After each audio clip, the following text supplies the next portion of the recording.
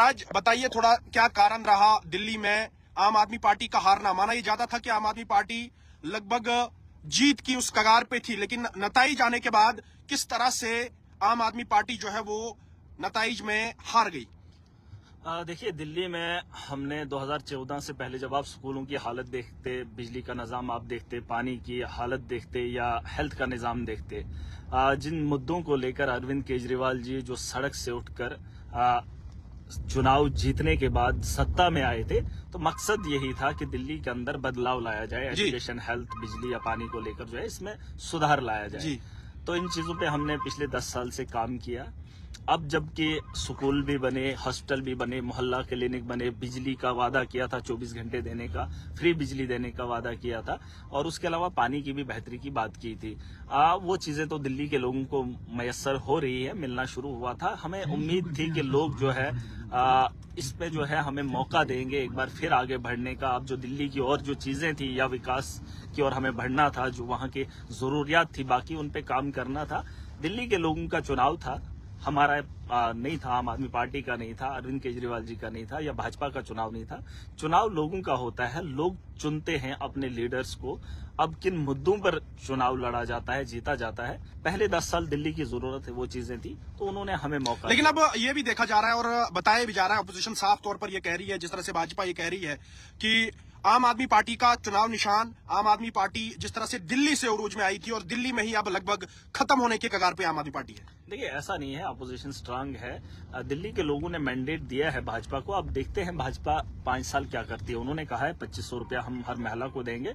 उन्होंने चुनाव में धांधली की, बहुत पैसा बांटा गया, कपड़े बांटे गए, शराब बांटी गई लोगों को। अब वो चीजें, मैंने वही कहा ना कि वो चीजें मिल गई। अब लोग जो है फायदा अभी देखना चाहते थे, तो लोगों का मैंडेट था, जमहूरियत थी, उन्होंने भाजपा को मौका दिया। ऐसा नहीं है, पार्टी खत्म नहीं होती है। हम एक सोच के साथ हैं। देश के अलग अलग रियासतों के अंदर अभी स्कूलों की खस्ता हालत है। जैसे जम्मू कश्मीर के गवर्नमेंट स्कूल अभी बेहतर नहीं है। अब हम जम्मू कश्मीर हो या पंजाब के अंदर हम बेहतर कर रहे हैं, एजुकेशन सेक्टर को बेहतर बना रहे हैं, हेल्थ के निजाम को बेहतर कर रहे हैं। देश के अलग भी और सारे राज्य हैं जहां पर हम ये चीजें करके, हमारा राजनीति से कोई मतलब नहीं है कि हम राजनीति करें। हम यहाँ राज करने के लिए नहीं आए, हम अपने देश को बेहतर बनाने के लिए आए हैं। और जो सहूलियात की चीजें हैं, जरूरियात की चीजें, वो लोगों को मिलनी चाहिए।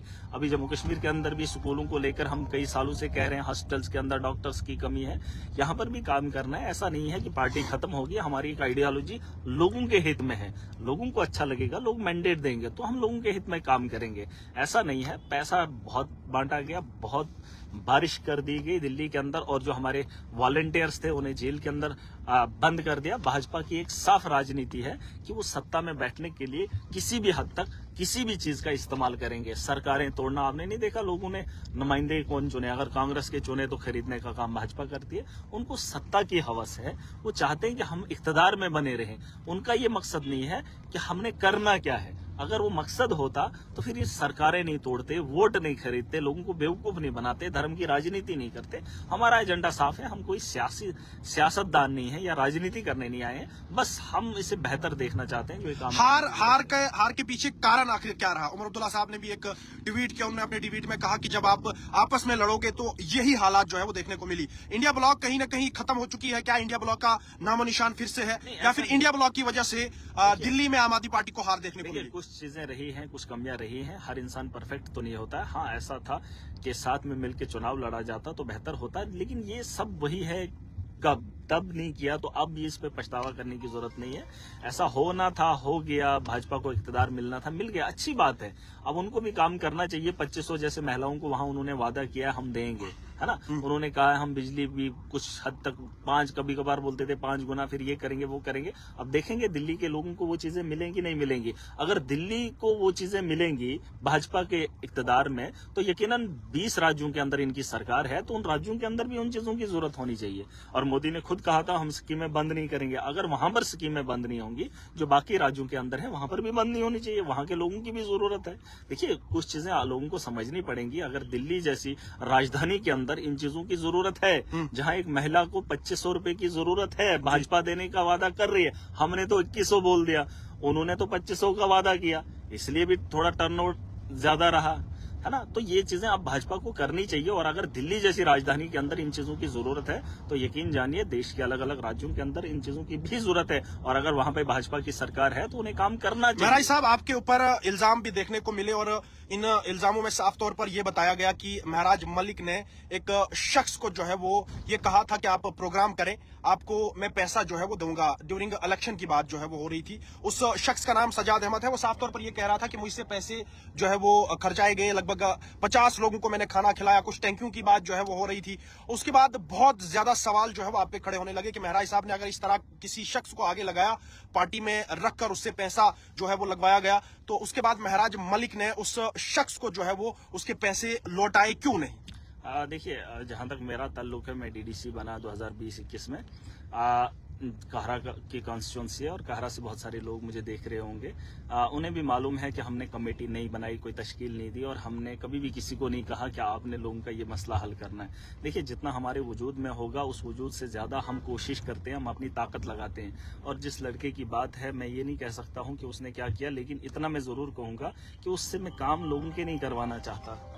मतलब वो उतना बड़ा नाम नहीं है कि मैं उसका इस्तेमाल करता। ठेकेदार होता, मालदार होता, करोड़पति होता तो यकीनन मैं उसे कहता कि आप लोगों को ये चीजें दो। फिलहाल तो वैसा कोई मामला है नहीं, लेकिन हाँ, फिलहाल एक बारी हम गए थे किसी इलाके में। लोग भी जानते हैं कि मैं किसी के यहाँ मातम पे नहीं जाता हूँ, मैं किसी के यहाँ शादी में नहीं जाता हूँ, दावत पे नहीं जाता हूँ, और इवन कि मैं जलसों में भी मजबूरी होकर मैं किसी के घर रुकता हूँ। ये शायद बहुत सारे लोग जानते हैं। अगर मुझे लोग देख रहे होंगे कि जलसों के अंदर भी मैंने बहुत सारे लोगों को मना किया कि आप खाने का इंतजाम नहीं करोगे, क्योंकि मैं जानता था कभी एक वक्त आएगा जब लोग मुझसे ये कहेंगे हमने आपके लिए इतना खर्चा किया, अब आपको ये करना पड़ेगा। वो चीजें मैंने पहले से इग्नोर की। ये आज का मामला नहीं कि मैंने एमएलए का चुनाव लड़ा। मैंने जब डीडीसी का लड़ा मैंने तब भी इग्नोर किया। मैंने हाँ मांग कर लिया, लेकिन ऐसे नहीं कहा कि आपको खाना बनाना है। और आज भी मुझे कोई वॉलंटियर ये कहे, अभी बहुत सारे लोग होंगे जो मेरे वर्कर्स हैं, कोई ये बताए कि महराज ने कभी ये बात बताई हो कि 50 आदमी आ रहे हैं उनके लिए खाने का इंतजाम करना। क्योंकि मैं जानता हूं अगर वो 50 के लोगों का इंतजाम करेगा तो वो यकीनन मुझसे उम्मीद रखेगा। अगर वो 10,000 खर्च करेगा वो कभी 50,000 की उम्मीद करेगा, और अगर जिस दिन मैं उसे 50,000 दूंगा तो यकीनन वो आवाम का होगा। मैंने कभी कोशिश नहीं की ऐसे झमेलों में फंसने की कि मैं किसी वर्कर को ये बताऊं कि आपने इतना पैसा खर्च करना है। न मैंने कहा है और न मैंने किसी को उस शख्स का साफ तौर पर, हाँ, उस शख्स का, उसकी बात मेरे साथ भी हुई। उस शख्स का साफ तौर पर यह कहना रहा कि लगभग 12 लाख रुपए मैंने खर्चे हैं। देखिए, मैं ऐसे सवालों के जवाब नहीं देना चाहता हूं। आप वहां के लोगों से पूछ लीजिए, या जिस आदमी से उसने पैसा लिया, या तो अगर मैंने दिया है तो बात कीजिए, या तो अगर मैंने किसी को कहा है कि आप इसको पैसा दे दीजिए तो बात कीजिए, या तो मैंने किसी दुकानदार को कहा है आप इसको सामान दे दीजिए तो बात कीजिए, कि फिर मुझ पे इल्जाम लगाया जा सकता है। अगर कोई ऐसे बेहुदा सवाल करेगा जिसका अभी जो वो कह रहा है 12 लाख, तो पूछ लीजिए ना उसको कि महराज ने दिया, पूछ लीजिए ना उसे कि दुकानदार से लिया, पूछ लीजिए उस दुकानदार से आपको महराज ने बोला। वो शख्स बहुत रो रहा था, बोल रहा था मेरे बच्चे मैं समझ सकता हूँ। मैंने उसे कहा है, मैंने उसको कहा था किराया वगैरह मैं दे सकता हूँ, मतलब 5,000, 4,000, 10,000 तक मैं दे सकता हूँ, लेकिन इतना उसका 12 लाख का बोझ मैं नहीं उतार सकता हूँ। यहाँ हजारों नहीं लाखों लोग हैं जिनका कर्जा है। अब हर कोई रोएगा और फिर इल्जाम लगाएगा। मैं हाँ, एक दिन जो खाने की बात आपने बताई थी, हम उस इलाके में गए थे, मैंने उसे नहीं कहा था कि आप खाना बनाओ, और आज तक मैं कहरा की कॉन्स्टिट्यूंसी में डीडीसी रहा, मैं किसी के घर में नहीं गया खाना खाने, और जानबूझ के जबरदस्ती नहीं गया कि आप मेरे लिए खाने का इंतजाम करो। अगर याद होगा, मेरे कहरा के लोग देखेंगे, मैं किसी के घर में खाना खाने नहीं गया हूँ। वो इसलिए क्योंकि मैं चाहता ही नहीं मैं किसी का बोझ बनूं, और उस बोझ के एवज में मुझे इतना बड़ा बोझ किसी का उठाना पड़े, किसी की मतलब किसी का पैसा उठा के उसके भरपाई करनी पड़े। मैंने कभी क्या दौरान चुनाव आपकी उसके साथ बात हुई थी कि आप ये काम करें, आप लोगों को पैसा दे दें, लोगों को टंकियां दे दें, वोट ले लें लोगों से, क्या ये सारी बातें हुई थी उससे? मैं आपको एक बात बताऊंगा, जिस दिन हम उनके उस इलाके में गए थे, मुझे अभी भी याद है, उसका एक छोटा सा घर था जिसमें उसके माँ बाप है। मुझे इस बात की तकलीफ है, वो एक गरीब परिवार से आता है, मैं समझ सकता हूँ। जिस आदमी के पास रहने को जगह नहीं हो, जिसके यहाँ बिछौना नहीं हो, जिस वक्त मैंने खाना खाया था उसके घर में, मुझे एहसास हो रहा था कि वो बहुत गरीब था। और आप मुझे बताओ, मैं वैसे आदमी को कैसे बोल सकूं कि आप लोगों की खिदमत करो? कैसे बोलूं? जिसके घर में खुद रहने की जगह ना हो, जिसके माँ बाप ज़ईफुल उम्र हो, ये उसके माँ बाप से अगर कोई जाकर पूछे कि महराज ने ऐसा बताया, यार मैं ऐसे आदमी से कैसे इतना बड़ा काम करवा सकूं? हूँ, उसे कहूँ कि आप लाखों का रुपया लाओ, फिर लोगों में बांटो, फिर लोग मुझे वोट करेंगे।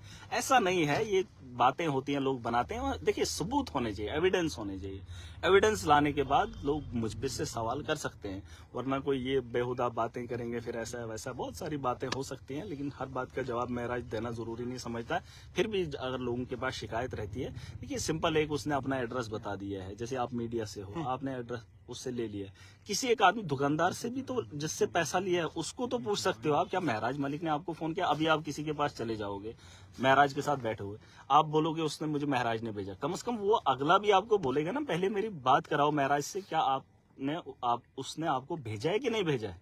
मान के चलो मैं पैसा मांगने आपको किसी के यहाँ भेजता हूँ, ठीक है, वो मेरा चाहने वाला है, वो मुझे मानने वाला है, लेकिन कोई भी जाएगा क्या महराज के नाम पे उसको दे दिया जाएगा जी। अगर कोई आदमी ऐसा हो कि जो ये बताए कि हाँ, आपके कहने पर हमने इसको पैसा उधार दिया है, आपके कहने पर हमने उसको ये चीजें दी है, तो जनाब मैं देने के लिए तैयार हूँ। लेकिन अगर मुझे पता ही नहीं है, मुझे कोई इल्म ही नहीं है, मेरी पीठ के पीछे लोगों से कोई पैसा वसूल रहा है, तो उसका गुनहगार महराज नहीं है। और इन चीजों के जवाब देना महराज की जरूरत नहीं है। जब आपको लगेगा कि हाँ, किसी के पास ठोस सबूत है, तो उन सबूतों पे बात की जा सकती है, वरना बेहुदा सवाल हों तो ये चीजें अच्छी नहीं लगती है। उस इलाके के अंदर उसका नाम है, वहां पे पता है, जानकर उसने पूरा डाटा बताया है। महराज का भी नाम पता है, मेरा भी सारा पता है, सबको पता है, मेरे बारे में जानकारी ले सकते हैं, उसके बारे में भी जानकारी कर लीजिए, लोगों से पूछ लीजिए, जिन लोगों से उसने पैसा लिया उनको पूछ लीजिए, वेरीफाई हो जाएगा। अब मीडिया में आकर मीडिया को भी मौका मिलता है, नहीं जी महराज ने वैसे, ये थोड़ा तरीका गलत रहता है। मुझे कोई फर्क नहीं पड़ता, मेरे हम वो जो आपके ऊपर इल्जाम लग रहे हैं, उन इल्जामों की हकीकत हम जानना चाहेंगे, और हमने आपसे जानी भी। लेकिन अब आखिर में मैं आपसे ये जानना चाहूंगा, क्योंकि अब सेशन आने वाला है, असेंबली का सेशन आने वाला है, और बजट सेशन जो है वो माना जा रहा है। अब किन बातों के ऊपर महराज मलिक असेंबली के ऊपर, असेंबली में जो है वो जाग उठेंगे? चनाब वैली के किन बड़े मुद्दों के ऊपर महराज मलिक असेंबली में बात करने जा रहे हैं? थोड़ा सा शॉर्ट में। जो चुनाव को लेकर होगा, चनाब वैली को लेकर होगा, या स्टेट लेवल को लेकर होगा, जो भी मुद्दे होंगे वो असेंबली के अंदर उठेंगे, और मुझे पूरी उम्मीद है पूरी ताकत से उठेंगे। और जो बाकी नुमाइंदे होंगे जम्मू कश्मीर के अलग अलग पार्टी से, वो भी समर्थन करेंगे, क्योंकि आवाम के मुद्दे हैं। हमारा कोई जाती मुद्दा तो होगा नहीं, और देश के हित में होगा, आवाम के हित में होगा, और मुझे लगता है कि उसमें कोऑपरेट करेगी सरकार भी, के लोग भी करेंगे, और जो बाकी दल रहेंगे, या बीजेपी के लोग रहेंगे, या पीडीपी के, या कांग्रेस के लोग, उन्हें भी सपोर्ट करनी चाहिए, क्योंकि जब अवाम के हित में कोई बात होगी तो वैसे बिल लाए जाएंगे। वैसे सवालात हमने तो कल डाल दिए सोशल मीडिया पे, शायद आपने देखे होंगे, 10 सवालों को लेकर जो है वो हमने असेंबली के अंदर सबमिट करा है। तो उन 10 सवालों पे चर्चा जरूर होगी, और मुझे पूरी उम्मीद है अगर उन पे चर्चा होगी, उन पे सरकार कोई सोचने पे मजबूर हो जाएगी, तो यकीनन लोगों के हित में जो है बेहतर। आजकल एक मुद्दा जो है वो काफी ज्यादा गर्म हो रहा है जनाब खित्ते से, कहा जा रहा है, लोग साफ तौर पर ये मांग कर रहे हैं कि बिजली जो है वो जनाब लोगों को फ्री मिलनी चाहिए, और किश्तवाड़ जिले से इसकी शुरुआत हो चुकी है। क्या महराज मलिक असेंबली में बिजली के हवाले से, क्योंकि चनाब खित्ता पूरे हिंदुस्तान को बिजली सप्लाई करता है, तो क्या महराज मलिक इस सेशन में बिजली के ऊपर बात करने जा रहे हैं? चनाब खित्ते के लोगों को बिजली फ्री मिलनी चाहिए। वो ऑलरेडी हमने डाल दिया है, शायद आपने देखा नहीं है, वो कल की डेट में हमने डाल दिया। बात वो नहीं है खिताई चनाब में मिले, बात मुझे ये शर्म आ रही है कहने में। देखिए, एक तरफ से बीजेपी दुनिया की सबसे बड़ी पार्टी खुद को कह रही है, मुझे शर्म आ रही है कि हमारे डीसी डोडा एक लेटर लिखते हैं, और जिसमें साफ लिखा जाता है कि आप पीएम सूर्या खरीदिए, है ना। तो अगर ये स्कीम गरीबों के लिए है, अगर ये स्कीम रोशनी के लिए है, अगर फ्री स्कीम है, तो खरीदने की बात कहां से आती है? और आप जबरदस्ती क्यों खरीदवा रहे हो, जिस इलाके के अंदर सबसे ज्यादा पैदावार हो रही है, और जिन प्रोजेक्ट के रोकने से, उसको पानी को रास्ता अलग करने से, या उसका रुख मोड़ने से कितना नुकसान हमारे डिस्ट्रिक्ट के अंदर हुआ है, चाहे किश्तवाड़ का हो, चाहे डोडा का हो, चाहे रामबन का हो, चनाब वैली के अंदर जितने भी पावर प्रोजेक्ट हैं, और उन प्रोजेक्टों को चलाने के लिए जो नुकसानात हमें उठाना पड़ रहा है, और हम ही लोगों को पीएम सूर्या की बता रहे हैं कि आप सूरज की रोशनी लाओ घरों के अंदर, आपको उससे फायदा होगा। मैं शर्मिंदा हूं, और ऐसे लीडरों पे मुझे शर्म आती है कि हम पैदावार करें और हमें ये कहें कि आप सूरज की रोशनी खरीद कर लाएं। और अरे 20,000 में आप वो चीज दे रहे हो पीएम सूर्या, ये तो किसी कंपनी को चलाने की बात कर रहे हैं। मैं उसके खिलाफ इसलिए हूं क्योंकि वो कोई नया टेक्निक आप नहीं लेके आ रहे हो। उसके अलावा हमारे पास सोलर सिस्टम है, ऑलरेडी हमारे पास है, इन्वर्टर हमारे पास है, 18,000 में आता है, 15,000 में आता है, जो एक घर को रोशनी दे सकता है। सूरज की रोशनी बनाई जा सकती है आपके अलावा भी, लेकिन जिस कंपनी को आप फायदा देना चाहते हो, जिस ब्रांड को आप बेचना चाहते हो, और लोगों के अंदर जबरदस्ती और खिताई चनाब में बिजली की पैदावार अब रोशनी से करनी पड़े, मुझे तो शर्मिंदगी है। और हम इस मैंडेटरी सरकारी मुलाजमों को कहा गया है कि सुन लीजिए, आपको लगाना ही सुन पड़ेगा, लीजिए, नहीं तो सुन आपकी सैलरी जो है वो बिल्कुल वक्त पे नहीं मिलेगी। सुन लीजिए, ये गुंडागर्दी है और इस गुंडागर्दी को हम खत्म करेंगे और इन्हें नंगा करेंगे। हमारी अपने पावर प्रोजेक्ट है, हम बिजली को लाने का इंतजाम करेंगे। उमर साहब ने कहा है कि 200 यूनिट, मैं तो कहता हूं 200 यूनिट के साथ साथ हमें 24 घंटे बिजली का इंतजाम करना है, उसकी मांग मैं करूंगा, मैं लड़ाई लड़ूंगा, क्योंकि हमारा हक बनता है। दिल्ली के अंदर आज से पहले 24 घंटे बिजली नहीं थी, देश के किसी भी राज्य के अंदर नहीं थी, लेकिन अगर दिल्ली में हमने दी, अब देखो दिल्ली के अंदर कटौती भी शुरू होगी जब से भाजपा की मैंडेट मिला है। बहुत सारी चीजें हैं जम्मू कश्मीर के अंदर हमने भी काम करना है, बिजली हो, पानी हो, या उसके अलावा हेल्थ हो या एजुकेशन हो, इस पे हमें फोकस करना पड़ेगा और मुझे पूरी उम्मीद है कि मिलकर करेंगे और सरकार इसमें कोऑपरेट करेगी। हमने लोगों के हित में काम करना है और देखिए आगे क्या होगा, वक्त इंतजार कीजिए। बहुत बहुत शुक्रिया।